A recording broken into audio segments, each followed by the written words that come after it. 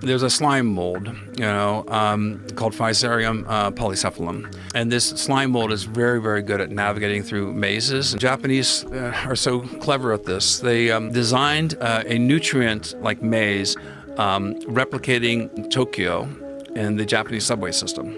With all the major cities, the nodes around Tokyo, each of those nodes had a piece of oat on them, which was a source of nutrition, and then they let the slime mold then grow.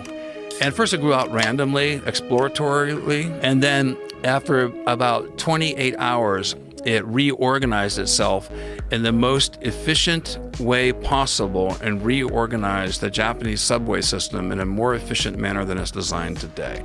Thus, they said, not me, not Paul Stamets, this is a demonstration of cellular intelligence. Whoa. So this is the tip of the proverbial mycelial iceberg.